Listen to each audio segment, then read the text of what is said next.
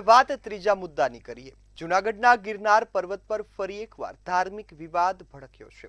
ગિરનારના ઉગડ શિખર પર જૈન સંપ્રદાયનો ઝંડો ફરકાવવાનો અને સૂત્રોચ્ચાર કરવાનો મામલો સામે આવતા નાથ સંપ્રદાયમાં ભારે રોષ જોવા મળ્યો। આ ઘટનાને લઈ ભવનાથ પોલીસ મથકે બે અજાણ્યા ઈસમો સામે એફઆઈઆર પણ નોંધવામાં આવી છે। 4 દિવસ પહેલા બે ઈસમોએ નાથ સંપ્રદાયની પવિત્ર જગ્યા ગણાતી ઉગડનાથ ટૂંક પર જય અને જૈન સંપ્રદાયનો ઝંડો ફરકાવ્યો। આ સાથે સૂત્રોચ્ચાર કરી નાથ અને જૈન સંપ્રદાય વચ્ચે વૈમનસ્ય ફેલાવવાનો પ્રયાસ કર્યો હતો, જે મામલે હવે ફરિયાદમાં જણાવવામાં આવ્યું છે। મહાશિવરાત્રીના મિની કુંભ જેવા મેળા પૂર્વે આવી ઘટના બનતા તંગદિલીનો માહોલ સર્જાયો છે। સંતોએ તંત્રને કડક કાર્યવાહી કરવાની ચેતવણી આપી। હાલ પોલીસ ટેકનિકલ સર્વેલન્સ અને સોશિયલ મીડિયાના ફૂટેજના આધારે આરોપીઓની શોધખોળ હાથ ધરી રહી છે।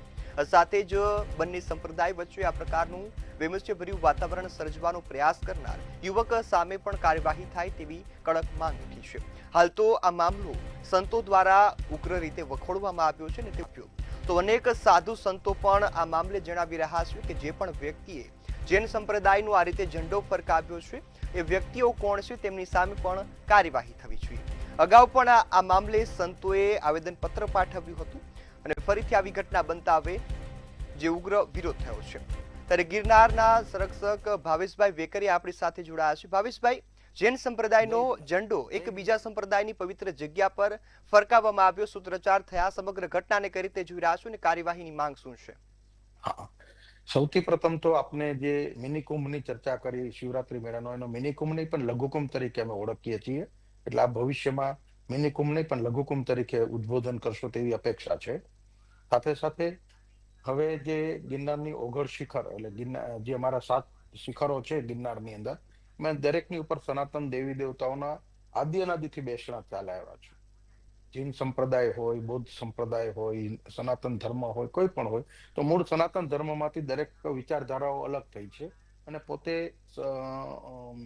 મેઇન છે એવું દરેક વ્યક્તિ સાબિત કરતું હોય। ત્યારે ઓગળ શિખર ઉપર જે ઘટના ઘટી તે વખોડવા લાયક છે, કારણ કે ગિરનાર છે એ સર્વોનો છે, સનાતન છે, એમાંથી કોઈ એના એ વાતથી કોઈ દૂરી નહીં કરી શકે, કારણ કે સનાતનની પ્રથમ અધિકાર છે।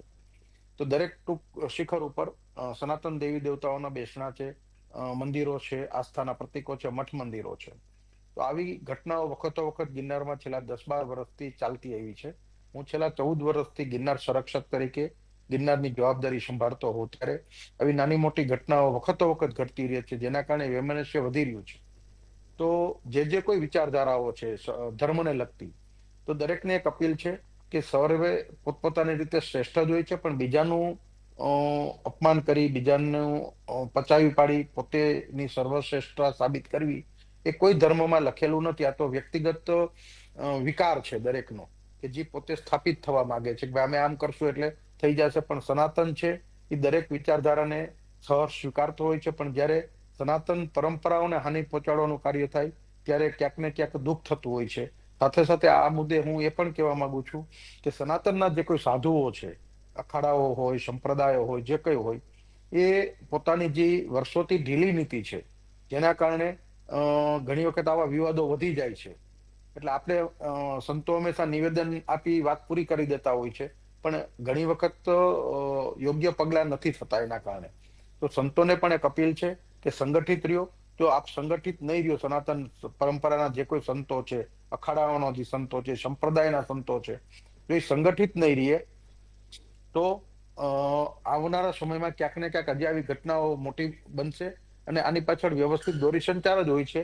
નહીતર જે કઈ પુરાતત્વ વિભાગ હોય, સનાતન પરંપરાઓ હોય, ત્યાં આવી ઘટનાઓ ઘટવી જ ના જોઈએ, એની બદલે વખતો વખત ઘટે છે। છેલ્લા 10-12 વર્ષમાં જોયું છે તો લગભગ આ 15મી કે 17મી ઘટના હશે કે જ્યારે વૈમનસ્ય ફેલાવવાનું કાર્ય થઈ રહ્યું છે।